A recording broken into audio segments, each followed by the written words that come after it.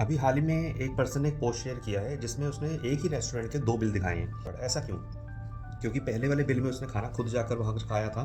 दूसरे वाले बिल में उसने ऑनलाइन प्लेटफ़ॉर्म जो होते हैं स्विगी, ज़ोमैटो या उबर ईट्स या जो भी दूसरे प्लेटफ़ॉर्म होते हैं डिलीवरी फूड डिलीवरी ऐप्स के, वहाँ से उसने ऑर्डर किया था। अब ये सामने आ गया तो लोगों ने कमेंट करने शुरू किया, इज़ इट अ स्कैम या क्या चीज़ है, क्या नहीं है? फीड स्ट्रिप क्या होता है? कुल मिलाकर यही 2-4 ऐप्स हैं जहाँ से लोग सबसे ज़्यादा खाना मँगवाते हैं। तो इनका क्या काम होता है, आपको पहले आदत लगवाई फूड देने की, फूड खिलाने की, राइट? कम पैसों में डिस्काउंट दे के फिर बहुत सारे लोगों को आदत हो गई। कौन लोग थे ज़्यादातर? वो जो नौकरी बाहर करते हैं, जैसे मैं भी नौकरी बाहर करता हूँ, मैं गुड़गाँव में जॉब करता हूँ। तो जो लोग बाहर जॉब करते हैं, जो खाना नहीं बना सकते हैं, उनको आदत लगवाने के बाद में उन्होंने धीरे-धीरे सरचार्ज लगाने शुरू कर दिए। जैसे कि हैवी ट्रैफिक का सरचार्ज, रेन का सरचार्ज। स्विगी की जो प्लेटफ़ॉर्म फ़ीस है वो ₹2 से शुरू हुई थी 2 साल पहले, 2 ढाई साल पहले। आज वो ₹15 के आस-पास हो गई है शायद, if I am not wrong, और ज़ोमैटो की शायद ₹10 या ₹12 के आस-पास की प्लेटफ़ॉर्म फ़ी है।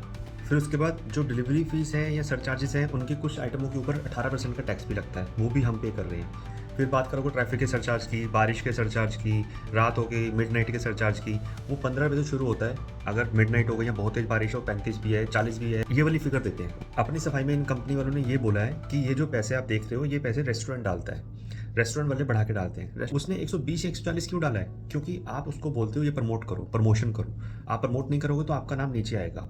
अगर आप प्रमोट करोगे तो आपका नाम ऊपर टॉप 5, टॉप 10 में आ जाएगा। तो ये कुछ पैरामीटर्स होते होंगे इन लोगों के, जिसके बेसिस पर ये लोग उनसे प्रमोशन के नाम पर पैसे लेते हैं। तो वो रेस्टोरेंट वाला तो उतना पे पैसा डालेगा ही डालेगा ऑफ कोर्स, क्योंकि आप ना तो रेस्टोरेंट वाले को कमाने दे रहे हो, ना आप जो डिलीवरी पार्टनर्स हैं उनको आप कमाने दे रहे हो। और इसके बाद की विडंबना ये है कि आप खुद भी प्रॉफिट में नहीं हो।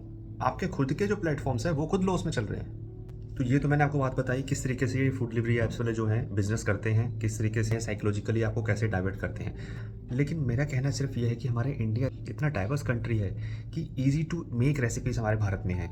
आप यही चीज़ अगर यूरोप, यूएस, यूके में कहीं देखोगे आपको कहीं नहीं मिलेगा। ऑस्ट्रेलिया, न्यूज़ीलैंड कहीं आपको ऐसा नहीं मिलेगा, क्योंकि वो सेम ब्रेकफास्ट कर रहे हैं, वो क्रोसन्स खा रहे हैं रोज़। लेकिन हमारे भारत में आप अगर एक बार एक ब्रेकफास्ट करने जाओगे तो पूरे भारत का ब्रेकफास्ट को टेस्ट करने में आपको, मुझे लगता है कम से कम तो 6-7 महीने लग जाएंगे। इतने ब्रेकफास्ट की आइटमें आप रोज़ अगर ट्राई करोगे तो आप 5 से 10 मिनट के अंदर बहुत सारी आइटम्स को प्रिपेयर कर सकते हो। देखो, वैसे भी आप लोग जो है, बहुत सारे रेस्टोरेंट ऐसे भी होंगे जो अनहाइजीनिक होंगे, सभी हाइजीनिक नहीं होंगे, है ना? तो बजाय कि वो सब गलत खाना खाने के, आप अपना हाथ का बनाया हुआ साफ सुथरा खाना खा लो। India supports agriculture, India respect agriculture, India going forward with agriculture. आज भी हमारे इंडिया में यही कल्चर है कि हमारे घर पर जो खाना बनता है वो फ्रेश आटे को गूंदा जाता है और उसकी रोटी बनाई जाती है। बाहर के देशों में एक एक साल पुराना पिज़्ज़ा, आपको फ्रोज़न पिज़्ज़ा दिया जा रहा है और वो पिज़्ज़ा के ऊपर आप लेयरिंग करके आप खा रहे हो। This is very unhygienic, unhealthy.